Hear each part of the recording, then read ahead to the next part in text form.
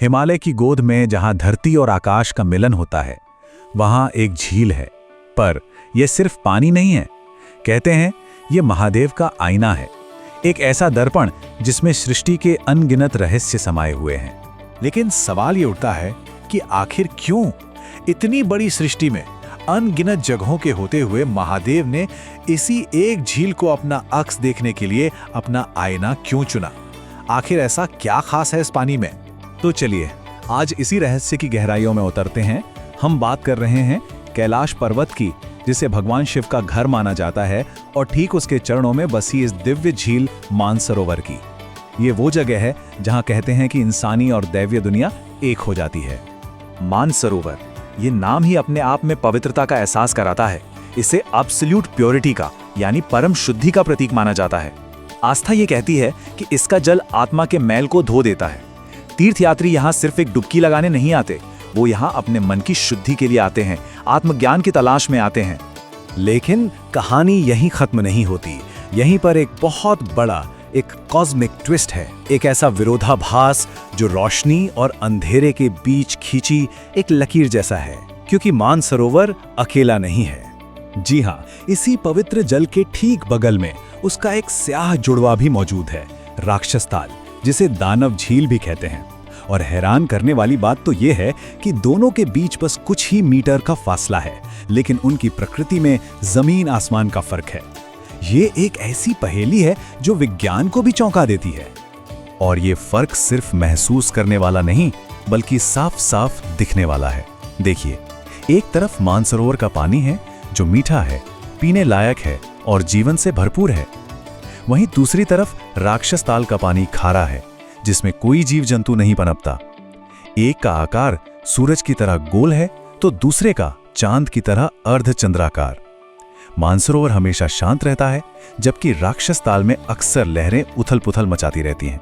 इसे अगर आध्यात्मिक नजरिए से देखें तो मानसरोवर मानो आसमान का आईना है, जिसमें दिव्यता की, ईश्वर की छवि झलकती है।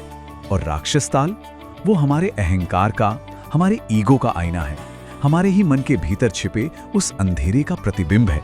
ये रहस्य सिर्फ जमीन पर मौजूद इन दो झीलों तक ही सीमित नहीं है, ये आसमान से भी जुड़ा है।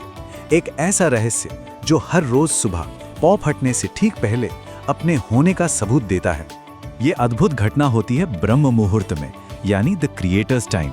सुबह सूर्योदय से लगभग 96 मिनट पहले का वो पवित्र समय, जब माना जाता है कि पूरे ब्रह्मांड में दिव्य ऊर्जा का संचार अपने चरम पर होता है। जिन लोगों ने इसे अपनी आंखों से देखा है, वो बताते हैं कि इस दौरान झील के ऊपर कुछ रहस्यमयी रोशनियां, दिव्य ज्योति तैरती हुई दिखाई देती हैं। रोशनी के ये गोले धीरे धीरे पानी की ओर बढ़ते हैं और फिर उस शांत सतह में विलीन हो जाते हैं। यहाँ की मान्यता ये है कि ये कोई और नहीं बल्कि देवता हैं, जो इस पवित्र जल में स्नान करने के लिए धरती पर उतरते हैं। तो चलिए अब हम वापस वहीं लौटते हैं जहां से हमने ये सफर शुरू किया था, हमारे उसी मूल सवाल पर कि आखिर ये झील ही क्यों? शायद इसका जवाब कहीं बाहर नहीं, बल्कि इसके नाम में ही छिपा है। मानसरोवर, ये शब्द संस्कृत के दो शब्दों से मिलकर बना है। पहला है मानस, जिसका अर्थ है मन या चेतना, और दूसरा है सरोवर यानी झील। तो इसका असल मतलब हुआ मन की झील, the lake of the mind. और एक प्राचीन ग्रंथ इस पूरे रहस्य से पर्दा उठाता है। उसमें लिखा है, जय महेश मन मानस हंसा। इसका अर्थ है उस महादेव की जय हो जो अपने ही मन रूपी मानस सरोवर में एक दिव्य हंस की तरह तैरते हैं। तो इसका मतलब असली आईना तो महादेव का मन ही है। तो आप जरा इस पर गौर कीजिए, ये झील महादेव के लिए एक आईना नहीं है, बल्कि ये झील महादेव के शांत, स्थिर और शुद्ध मन का ही एक प्रतिबिंब है। एक ऐसा आईना जो हम सबके सामने रखा गया है, ताकि हम उसमें झांक कर अपने भीतर मौजूद उसी परम शुद्धि को, उसी दिव्यता को देख सकें, उसे पहचान सकें।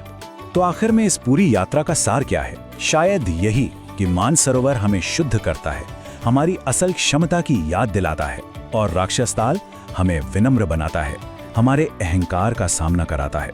जीवन की इस यात्रा में इन दोनों की जरूरत है। असल तीर्थ यात्रा पानी में डुबकी लगाना नहीं, बल्कि अपने ही मन के सरोवर में उतरना है।